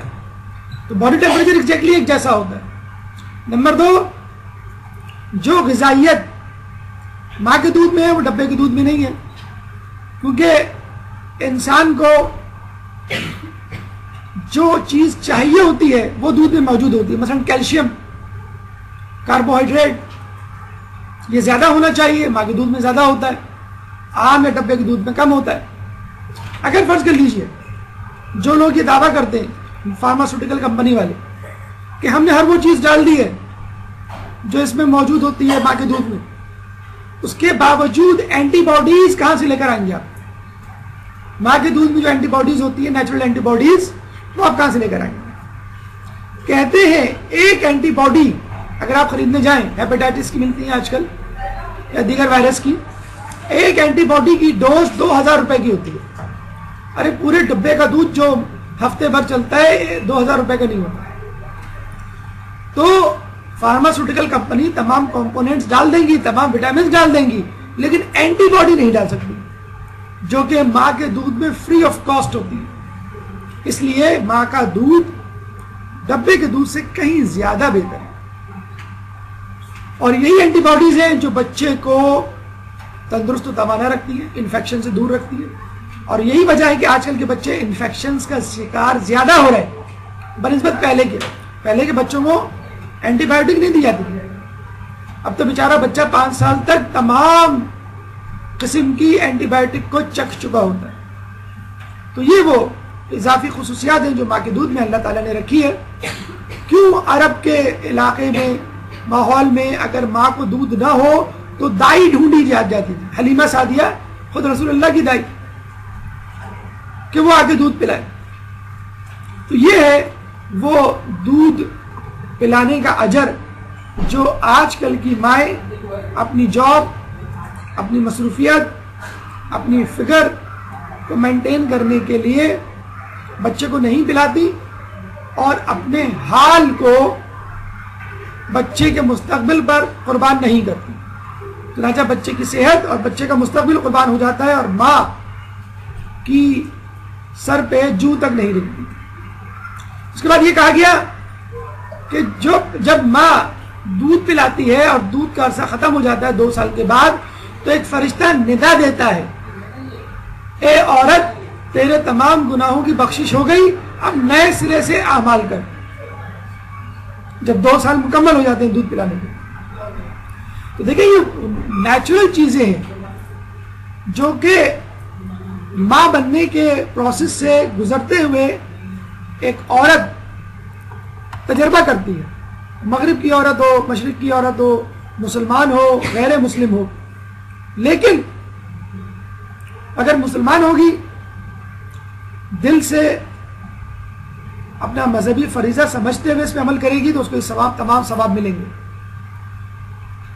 اور یورپی خواتین آج کل بچوں کی پیدائش سے بیزاری کا اظہار کرتی ہیں. ان کو مردوں کے برابر آنا ہے نا, کچھ بعید نہیں, کچھ عرصے بعد یہ نعرہ بھی لگنا شروع ہو جائے, 1 سال ہمارے بچے ہوں گے, 1 سال ہمارے مردوں کے. تو بھائی عورت عورت ہے, مرد مرد ہے. اگر عورت کو اللہ تعالیٰ نے کچھ صفات سے متصف کیا ہے تو اس کا اجر بھی رکھا ہے. اس کو انڈر ایسٹیمیٹ نہ کیجیے, اس کو اپنا فالٹ یا ویک پوائنٹ نہیں سمجھیے. حمل کے حوالے سے الگ سے حدیث ہے. کسی نے پوچھا کہ باپ کا حق کیا ہے, تو رسول نے کہا مرتے دم تک اس کی اطاعت. یعنی باپ کا حق میں کیسے ادا کروں؟ تو آپ نے کہا کہ مرتے دم تک اس کی اطاعت کرو. پھر اس نے پوچھا اچھا میں ماں کا حق کیسے ادا کروں؟ تو رسول نے جواب نہیں دیا, نہ دے سکتے تھے. کیوں؟ رسول نے کہا کہ ماں کا حق ادا نہیں ہو سکتا چاہے تو صحرا کے ریت کے ذروں کے برابر, بارش کے قطروں کے برابر بھی کھڑا رہے, تب بھی تو حمل کے 1 دن کے برابر کی تکلیف کا برابری نہیں کر سکتا. یعنی ماں نے دوران حمل 9 مہینے میں جو 1 دن تکلیف اٹھائی, اس 1 دن کا ثواب تجھے نہیں مل سکتا اگر تو بارش کے قطروں اور صحرا کے ذروں کے برابر بھی کھڑا رہے. اس کا مطلب کیا ہوا؟ ایک تو اپنی زندگی کھڑا رہے عمر بھر, پھر تجھ کو اتنی زندگیاں ملے جتنی صحرا کے ذرے ہیں, تجھ کو اتنی زندگیاں ملے جتنی بارش کے قطرے ہیں, تو بھی اللہ تعالی تجھے وہ ثواب نہیں دے سکتا جو تیری ماں نے حمل کے دوران فقط 1 دن میں کمایا. تو یہ بھول جائیں کہ آپ ماں کا حق ادا کر سکتے ہیں. باپ کا تو حق ادا کر سکتے ہیں, لیکن ماں کا حق ادا کرنا کیلکولیشن میں نہیں. ایک شخص بڑے فخر سے رسول کے پاس آیا, اس نے حج کے دوران طواف ماں کو اپنے کندھے پہ رکھ کے کروایا, اور بڑے فخر سے آ کے کہا کہ میں نے پورے حج اس کو اپنی ماں کو کاندھے پہ طواف کروایا ہے. تو رسول نے کہا تو نے وضع حمل کے وقت یعنی پیدائش کے وقت 1 آہ کا بھی بدلہ نہیں دیا. جو ایک تکلیف ہوئی اس کو تیری پیدائش کے وقت اور اس کے منہ سے 1 آہ نکلی, تو نے وہ حق بھی ادا نہیں کیا. یہ ہے ماں کا مرتبہ. تو بہرحال کچھ لوگ دعویٰ کرتے ہیں کہ بھائی ہم بھی جو ہے عورت کے برابر مرتبہ مقام پا سکتے ہیں. ایک جاہل وزیر کو وزیر صحت بنایا گیا, اس نے آگے افتتاح کیا میٹرنٹی ہوم کا, تو لوگوں نے شکریہ ادا کیا کہ یہاں بھی ایک بھی میٹرنٹی ہوم نہیں تھا, آپ نے میٹرنٹی ہوم بنایا. کہنے کا فکر نہ کریں, اس دفعہ ہم نے عورتوں کے لیے بنایا, اگلے سال ہم مردوں کے لیے بنائیں گے. ایک عجیب حدیث جو بڑی مشکل سے سمجھ میں آتی ہے. کسی شخص نے کہا کہ میں نے اپنی ماں کی بڑی خدمت کی ہے, اور اس نے جو ہے ماں کی خدمت کو گنوانا شروع کیا کہ میں نے اس کے لیے یہ کیا, میں نے اس کے لیے یہ کیا.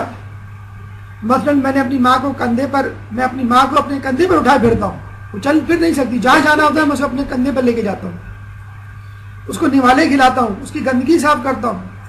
یعنی اس کا دن بھر کا وظیفہ تھا. پہلے والے شخص نے صرف حج پہ کیا تھا ایسا, وہ روزانہ کرتا تھا. تو آپ نے کہا کہ تیری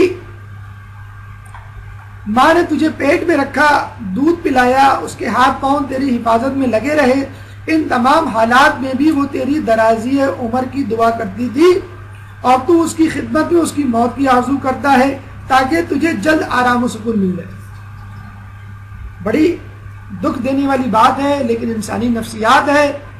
آپ نے اکثر یہ جملہ سنا ہوگا، کسی کے بوڑھے والدین اگر دنیا سے اٹھ جائیں نہایت تکلیف کے عالم میں، طویل بیماری کے بعد، اکثر اولاد کے منہ سے یہ جملہ نکل جاتا، چلے اچھا ہوا تکلیف سے جان چھوٹ گئی ان کی، جس تکلیف میں مبتلا تھے، ارے بھائی آپ کی جان چھوٹ گئی، نعوذ باللہ.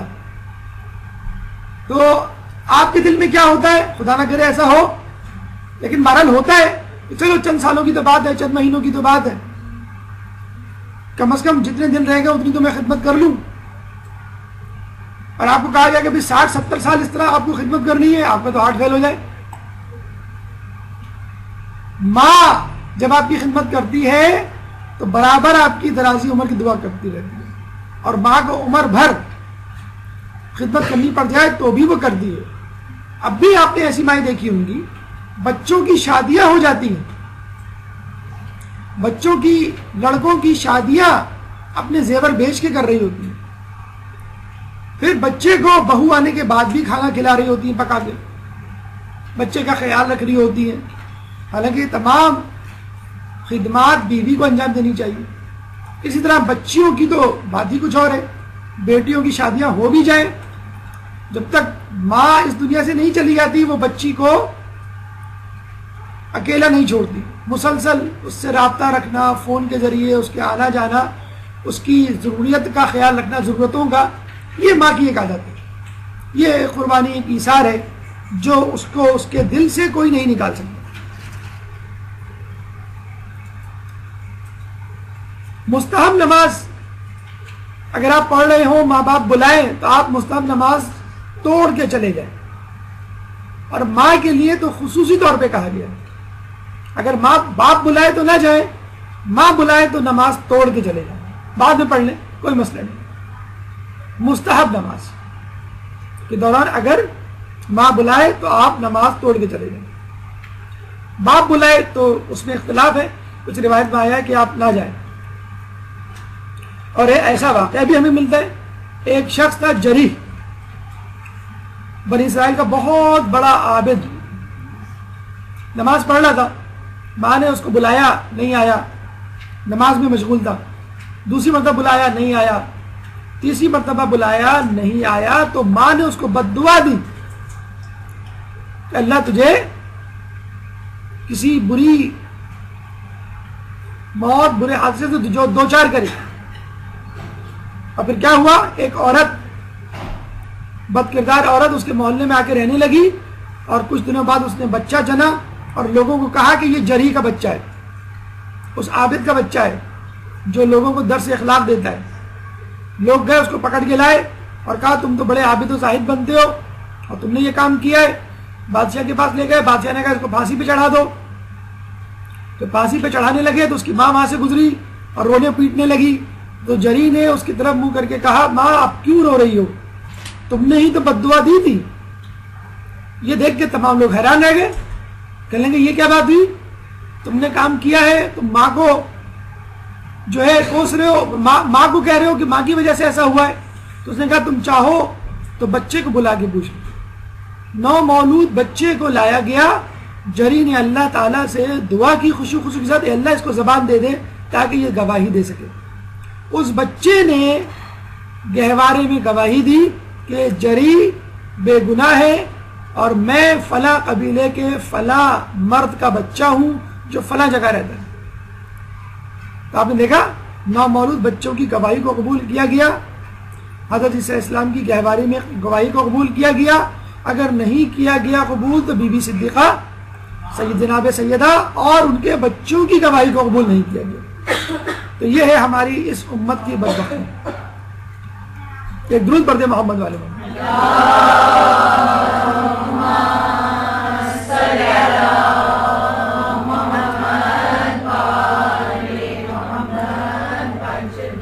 اچھا، اکثر گھروں میں ایک کمپٹیشن ہوتا ہے، بچے سے پوچھا جاتا ہے کہ تم کو امی اچھی لگتی ہے، ابا اچھے لگتے ہیں. اور خصوصاً اس وقت جب ابا جو ہے وہ کھلونا لے کر آتے ہیں، اس کے لیے بیٹ لے کر آ گئے، بال لے کر آ گئے، فٹ بال لے کر آ گئے، اور اس دن تو اس کو کہنا ہوتا ہے. تو بچوں کو سمجھائیے چاہے کچھ بھی ہو جائے، ماں باپ میں اگر چوائس دی جائے تو بچہ ماں کو اختیار کرے، چاہے باپ ناراض ہو جائے. کہیں جانا ہے کوئی شرعی اور واجب ضروری نہیں ہے جانا، اور ماں کہہ رہی ہے کہ چلو، باپ کہہ رہا ہے کہ نہیں جاؤ، تو اب ماں کی سنو.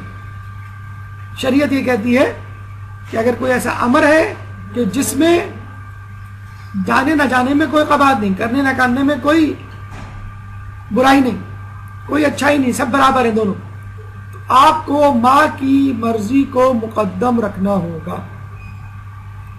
اور اس کا سبب آپ کو معلوم ہے، زمانہ حمل، وضع حمل اور رضاعت. اور دوسری وجہ، ماں باپ کی بنسبت زیادہ حساس ہوا کرتی ہے، جلدی روٹھ جاتی ہے، جلدی خوفزدہ ہو جاتی ہے، جلدی جذباتی ہو جاتی ہے، اور جلدی رونے دھونے لگتی ہے. تو بہتر یہ ہے علماء اعلام کے نزدیک کہ ماں کو خوش کیا جائے. اب آئیے ہماری گفتگو کا چوتھا مرحلہ، ماں باپ یا ماں کی نافرمانی کا انجام. لیکن اس سے پہلے ایک درود پڑھ دیں محمد والے.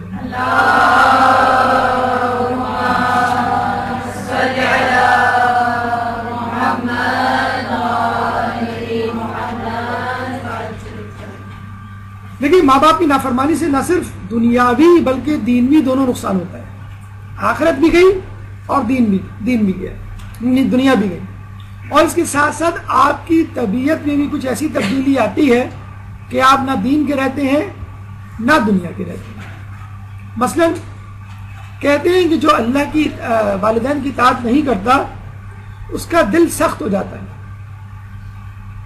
حضرت عیسیٰ نے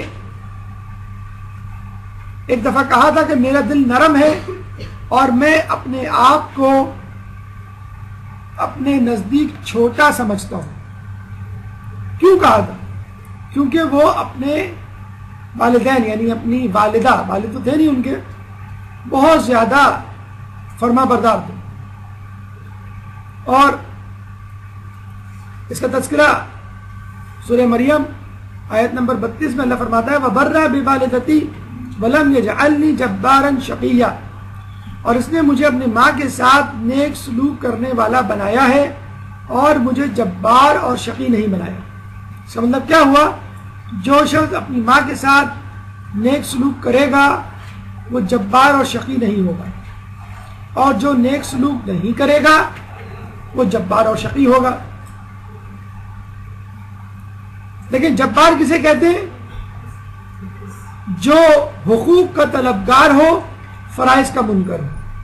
یعنی وہ یہ کہے کہ مجھے یہ چاہیے، مجھے وہ چاہیے، مجھے یہ دو، مجھے وہ دو، تم کو میرے لیے یہ کرنا چاہیے، وہ کرنا چاہیے. جب آپ سے کہا جائے کہ بھائی تمہیں ہمارے لیے کیا کرنا چاہیے، نہیں میں کچھ نہیں کروں گا تمہارے لیے، میرے اوپر کچھ فرض نہیں ہے، ایسے شخص کو جبار کہتے ہیں. شقی نصیحت سے جو لاپرواہ ہوتا ہے. ہم کہتے ہیں نا کہ بھائی یہ شخص تو چکنا گڑا ہے، اس کے سر پہ تو جوں نہیں رینگتی، ایک کان سے سنتا ہے دوسرے کان سے نکال دیتا ہے. قرآن پڑھے، حدیث پڑھے، مجلس میں بیٹھے، مسجد میں جائے، کچھ بھی کر لے، اس پہ کوئی اثر نہیں ہوتا. ایسے شخص کو کہتے ہیں شقی، نصیحت سے لاپرواہ. اور جو شخص والدہ یا والدین کی نافرمانی کرتا ہے وہ شقی ہوتا ہے.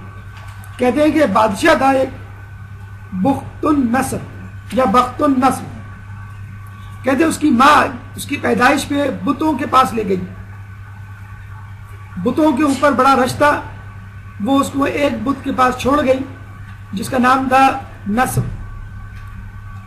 اور جب شام میں آئی تو دیکھا وہاں وہ بچہ کتیا کا دودھ پی رہا ہے، ماں کا دودھ نہیں پی رہا. اس کے بعد یہ بچہ بڑا ہوا اور اس نے عمر بھر ماں کی نافرمانی کی. ایک دفعہ اس نے کہا کہ میں مصروف ہوں اجلاس میں، کسی کو اندر نہیں آنے دوں. اچھا، اس ماں نے اس کا نام بخت النصر رکھا، یعنی بت کا بیٹا.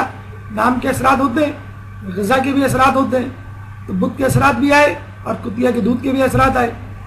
اور پھر وہ والدین کا والدہ کا نافرمان بھی بنا. ایک دفعہ اجلاس کر رہا تھا اس نے کہا مجھ سے کسی کو نہیں ملنے دینا چاہے کچھ بھی ہو جائے. اس کی ماں آ گئی بھرے اجلاس میں. اس نے بڑے غصے میں کہا جب میں نے کہا تھا مجھے تنگ نہیں کرنا تو کیوں مجھے تنگ کیا, اور تلوار سے ماں کا سر قلم کر دیا. نعوذ باللہ. اتنا شقی انسان تھا. کہتے ہیں جب اس نے بیت المقدس پہ قبضہ کیا ایک دن میں 70,000 یہودیوں کو تہہ تیخ کیا. 70,000 لوگوں کو. تو دنیا میں چند ہی لوگ شقی ترین گزرے جس میں سے ایک بخت النصر بھی ہے. کہتے ہیں کہ جو شخص اپنے والدین کے ظلم کرنے پر ان کو غصے سے دیکھے گا خدا اس کی نماز قبول نہیں کرے گا. اچھا یہ دیکھیں کہ اگر ہم اکثر آپ دیکھتے ہوں گے دو بچوں میں لڑائی ہوتی ہے تو وہ کیا کہتے ہیں, امی بس آپ تو مجھے ہر وقت ڈانٹتی رہتی ہیں, چھوٹی بہن کو کچھ نہیں کہتی.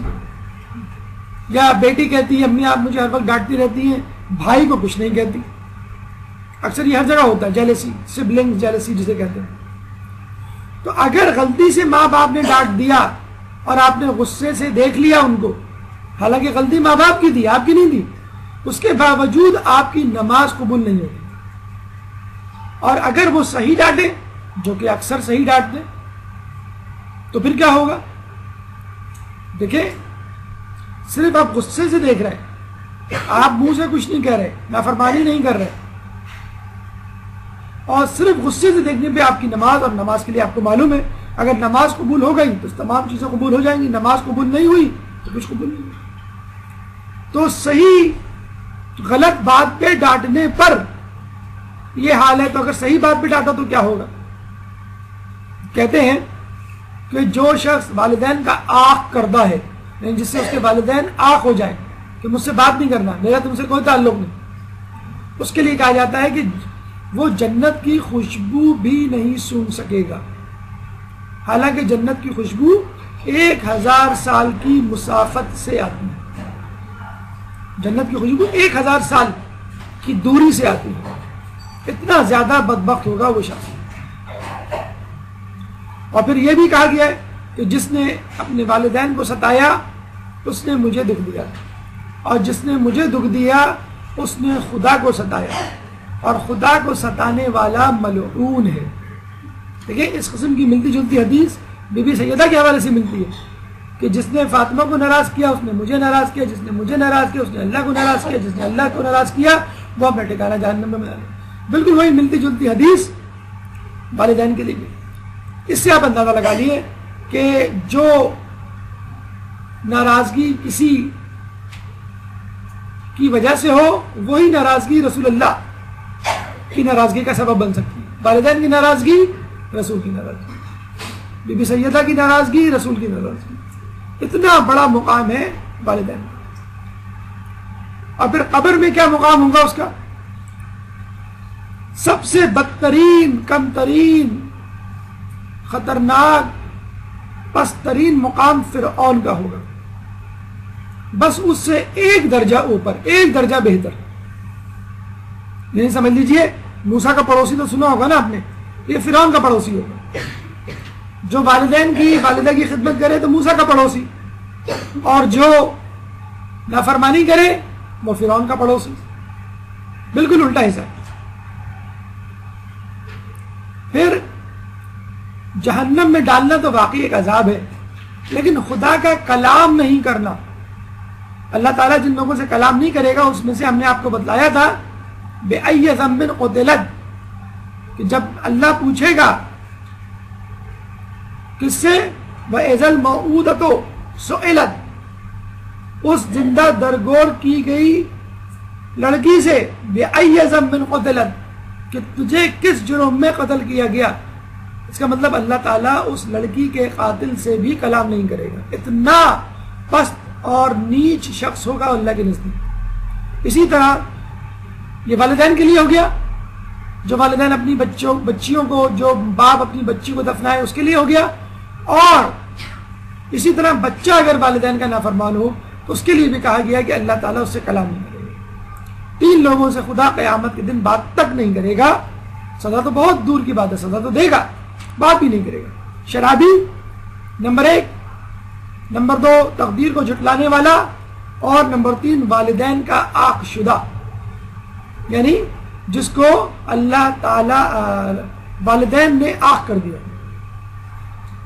دنیاوی نقصان کیا ہوگا؟ کہتے ہیں کہ جو شخص والدین کی نافرمانی کرتا ہے وہ بیمار رہا کرے گا۔ اکثر ہمارے معاشرے میں جو بیماریاں رائج ہیں، عام ہو گئی ہیں، پہلے اتنی بیماریاں نہیں ہوا کرتی تھی، یقیناً اس کی ایک وجہ والدین کی نافرمانی۔ جو والدین کی نافرمانی کرے گا وہ بدقسمت ہوگا۔ اکثر یہ لفظ ہماری زبان پر ہوتا ہے کہ میری بڑی بیڈ لک ہے، بڑا بد نصیب، بڑا بدبخت، بڑا بدقسمت انسان ہوں۔ تو آپ سوچئے بد نصیبی اللہ نے نہیں لکھی، آپ خود لکھ رہے ہیں والدین کی نافرمانی کر کے۔ اور بری موت سے ہمکنار ہوگا، اچانک موت سے ہمکنار ہوگا، ایسی موت جس کو دیکھ کے انسان لرز جائے کہ کہیں اس کو اپنے کیے کی سزا تو نہیں ملی۔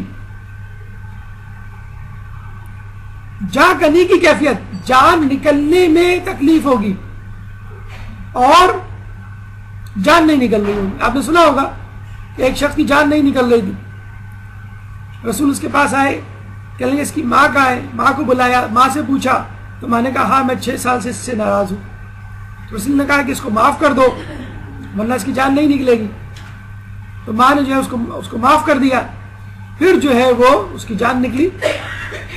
اس سے پوچھا رسول نے جان نکلنے سے پہلے کہ پہلے تمہیں کیسا شخص نظر آ رہا تھا؟ انہوں نے کہا کہ بہت ہی ڈراؤنا، ہیبت ناک، لال بھجنگ، خوفناک انسان، اور اب نہایت خوبصورت 2 حسین افراد مجھے لینے کے لیے آئے۔ تو ماں باپ کی اطاعت اچھی موت سے ہمکنار کرتی ہے اور ان کی نافرمانی بری موت سے۔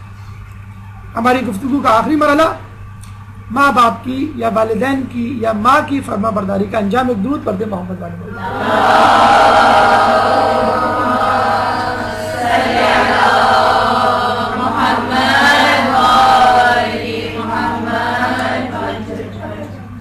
والدین کی نافرمانوں کا کیا درجہ ہوگا جہنم میں؟ فرعون سے 1 درجہ اوپر، فرعونیوں کے پڑوسی۔ اور جنت میں فرما برداروں کا کیا درجہ ہوگا؟ انبیاء سے 1 درجہ نیچے،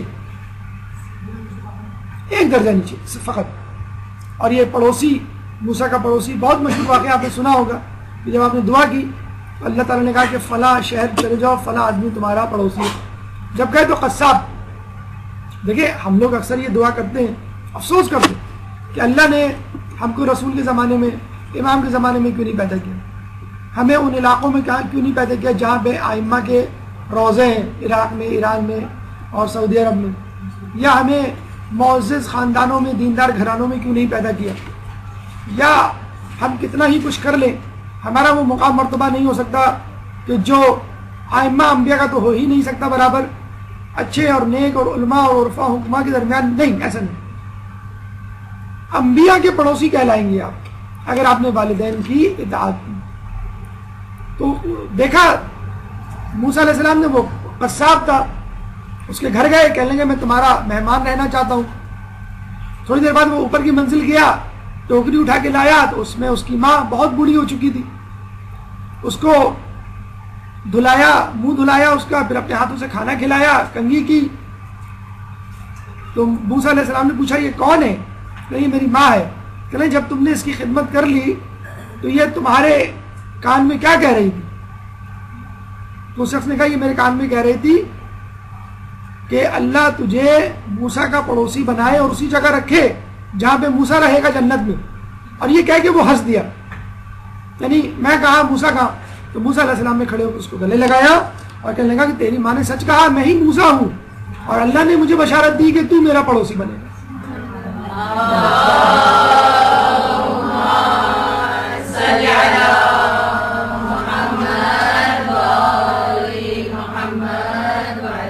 دیکھیں اکثر ہم کہتے ہیں کہ جہاد کا موسم نہیں ہے، جہاد کا وقت نہیں ہے، کربلا گزر گئی، ظہور امام پتہ نہیں کب ہوگا۔ جہاد بہت بڑی افضل عبادت ہے، بہت بڑی عبادت ہے۔ گھر بیٹھے بغیر تلوار کے نرم بستر پہ پنکھے اور اے سی کے نیچے کھانا کھاتے ہوئے ٹھنڈے ماحول میں بیوی بچوں کے ساتھ جہاد کا لطف اٹھائیے۔ گھر بیٹھے جہاد کا لطف کس طرح؟ ماں کو راضی کر کے سوئیے، آج سے کوشش کر لیں تمام افراد کے ماں کو سلام کر کے، ماں کے پیر دبا کے، ماں کو پانی پیش کر کے، ماں کی دوائیں ان کے ہاتھ میں رکھ کے، یا جو ہے ماں سے کچھ دیر سونے سے پہلے بات کر کے سوئیں گے، اس سے پہلے نہیں سوئیں گے، تاکہ پتہ چل جائے کہ ماں ان سے خوش ہے کہ نہیں۔ ماں سے سر پہ ہاتھ پھروا کے جب آپ نکلیں گھر یا گھر میں آئے یا سونے سے پہلے، تاکہ آپ کو اندازہ ہو جائے کہ ماں آپ کی خوش ہے کہ نہیں۔ خصوصاً جو شادی شدہ افراد ہوتے ہیں ان کے لیے تو خصوصی تاکید ہے کہ وہ دیکھنے کے لیے ٹیمپریچر کیا ہے۔ بیگم تو پوری بات نہیں بتاتی، اور وہ بتاتی بھی تو ماشاءاللہ اس طرح وہ صحیح مائیں کچھ نقشہ کھینچتی ہیں کہ 25 سال ہم نے پالا اور اس نے ایک دن میں ہمارے بیٹے کو جو ہے وہ انسان سے غلام بنا لیا، آزاد انسان سے۔ تو کسی حد تک صحیح بھی ہوتی ہے یہ بات اور کسی حد تک غلط بھی ہوتی ہے، لیکن بعض اوقات یہ بات صحیح نکلتی ہے کہ جو ماں جس کے خلاف ایک بات ایک جملہ سننے کے روادار نہیں، اس کے بارے میں اس طرح کی باتیں بتلائی جاتی ہیں، بعض اوقات تمام لوگوں کی بات نہیں کر رہے، کہ آپ بیٹھے بٹھائے اپنی ماں کے خلاف ہو جاتے ہیں۔ تو ماں کو راضی کیجیے سونے سے پہلے، تاکہ آپ کو 1 سال کے جہاد کا ثواب مل سکے۔ دیکھیے، ہم میں سے کوئی یہ دعویٰ نہیں کر سکتا میں نے کوئی گناہ نہیں کیا، سب غیر معصوم۔ جب ایک شخص آیا، اس نے گناہوں کا کفارہ پوچھا، وہ بہت گناہ گار شخص تھا۔ رسول نے کہا اپنے والدین کی خدمت کر۔ پوچھا پہلے والدین میں سے کوئی زندہ ہے؟ اس نے کہا باپ زندہ ہے، ماں زندہ نہیں۔ تو رسول نے کہا اپنے باپ کی خدمت کر، یہ تیرے گناہوں کا کفارہ ہے، یہ تیرے گناہوں کا کفارہ ہے۔ دیکھیے، اسلام واقعی کتنا بہترین مذہب ہے کہ جہاں وہ یہ چاہتا ہے کہ آپ اپنے لیے جئیں، وہاں وہ اس بات کی بھی ذمہ داری آپ پہ ڈالتا ہے کہ آپ کمزوروں کو اکیلا نہ چھوڑیں۔ یہ جو ہم مغرب میں دیکھتے ہیں اولڈ ہاؤسز، انشاءاللہ اس کا تذکرہ اگلے درس میں ہم کریں گے آپ کے سامنے جب ماں کی خدمت کے حوالے سے گفتگو ہوگی۔ جو مغرب میں ہم دیکھتے ہیں کہ ماں باپ کو اولڈ ہومز میں ڈالا ہوا ہے اور کبھی کبھی ملنے چلے گئے ورنہ وہ بھی نہیں گئے۔ تو اسلام یہی کہتا ہے کہ بھئی ماں باپ اس قابل نہیں ہے کہ آپ ان کو بوڑھا ہونے پہ اولڈ ہومز میں ڈال دیں۔ ارے یہی تو دن ہے کہ آپ جنت کمائیں۔ اب تو وہ اس قابل ہوئے کہ بیٹھے بٹھائے آپ کو جنت دلا دیں۔ ماں پہلے جب جوان تھی تو آپ کی خدمت کیا کرتی تھی، آپ کو کوئی ثواب نہیں ملتا تھا، ماں کو ثواب مل رہا ہوتا تھا۔ اب ماں باپ بوڑھے ہیں، کھانا نہیں کھا سکتے، سہارے کے بغیر چل نہیں سکتے، اپنی ضروریات پوری نہیں کر سکتے، یہ تو دن ہے جنت کمانے کے۔ اب آئیے آپ میدان میں اپنی صلاحیتیں استعمال کیجیے۔ آپ تو گولڈن موقع کھو رہے ہیں والدین کی خدمت نہ کر کے۔ بوڑھے والدین تو سمجھ لیے بلینک چیک ہے آپ کے لیے، جتنی چاہے رقم لکھ دیں، جتنی چاہے نیکیاں لکھ دیں، جتنا چاہے جنت کا بڑے سے بڑا درجہ لکھ دیں، اللہ آپ کو دے دے گا اگر آپ نے ماں باپ کو راضی کر دیا۔ ماں باپ کے اکاؤنٹ میں اتنی نعمتیں موجود ہیں، اور جنت وہ تو ماں کے قدموں تلے ہے، کوئی مسئلہ ہی نہیں ہے جنت کو حاصل کرنا۔ تو رسول اللہ نے کہا کہ اگر اس کا باپ تو زندہ، اگر اس کی والدہ زندہ ہوتی تو اس کے ساتھ نیکی کرنا زیادہ بہتر ہوتا، یعنی اس کو راضی کر کے، ماں کو راضی کر کے جنت کمانا زیادہ آسان۔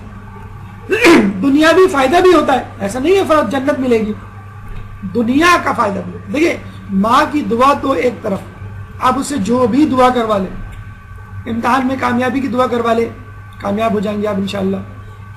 روزگار کی دعا کروا لیں، انشاءاللہ وہ بھی آپ کو مل جائے گا۔ بیماری کے حوالے سے دعا کروا لیں، وہ بھی رفع ہو جائے گی۔ لیکن جو فوائد خود بخود بغیر دعا کے بھی مل سکتے ہیں، فقط آپ والدین کی خدمت کریں۔ 3 فوائد کا جن کا تذکرہ احادیث میں ہوا ہے، وہ ہے عمر میں اضافہ۔ بیٹھے بیٹھے بغیر دعا کرے آپ کی عمر میں اضافہ ہو جائے۔ کون نہیں چاہتا کہ اس کو طولانی عمر ملے؟ دولت میں اضافہ۔ کچھ لوگ کہتے ہیں کہ ماں پہ خرچہ کریں گے، باپ پہ خرچہ کریں گے، والدین پہ خرچہ کریں گے، ہم کہاں سے کھائیں گے کمائیں گے؟ بچوں کی فیس ہے، گھر کا کرایہ ہے، بیوی کی شاپنگ ہے، وغیرہ وغیرہ۔ تو خدا نخواستہ ایسے لوگ جب بہانے تراشیں گے تو آپ پہ اللہ تعالیٰ مزید غربت اور مفلسی مسلط کرے گا کہ جس ماں نے اپنے خون سے آپ کو سینچا، اپنے جسم کے دودھ سے آپ کو نوازا، اپنی گود میں رکھا، بیماری سے بچایا، تکلیف سے بچایا، حتیٰ کہ جب آپ بستر کو گیلا کر دیا کرتے تھے رات میں بچپن میں تو ماں گیلے پہ سوتی تھی، آپ کو سوکھے پہ سلاتی تھی، یہاں تک تو کر ڈالتی ہے ماں۔ نافرمانی کرتے ہیں آپ اور ماں پھر بھی گلے لگا لیتی ہے، ماں آپ کو معاف کر دیتی ہے۔ تو والدین کی اطاعت آپ کے اوپر دولت برساتی ہے، اور کہتے ہیں کہ ایسے انسان کی دنیا میں بھی عزت ہوتی ہے اور آخرت میں تو عزت ہو ہی گی جب اس کو انبیاء کا درجہ ملے گا۔ تو یہ وہ دنیاوی فوائد کہ جس میں انسان کو بیٹھے بٹھائے عمر، دولت اور عزت مل جاتی ہے، جنت میں انبیاء کا پڑوسی قرار پاتا ہے، اور نافرمانی کرنے پر اس کو فرعون کا پڑوسی ہونے کا، جسے کہتے ہیں کہ عذاب بھگتنا پڑتا ہے۔ یہ گفتگو ہماری والدین کے حوالے سے مکمل ہوئی۔ اللہ سے دعا ہے کہ جو کچھ سنا اور پڑھا اس پہ عمل کرنے کی توفیق عطا فرما۔ اگر اس گفتگو کے حوالے سے آپ کے ذہن میں کوئی سوال ہے تو آپ کر سکتے ہیں، قبل سوالات بھرپور سلامات۔ برحمتك يا أرحم الراحمين، وصلى الله على محمد وآله الطاهرين۔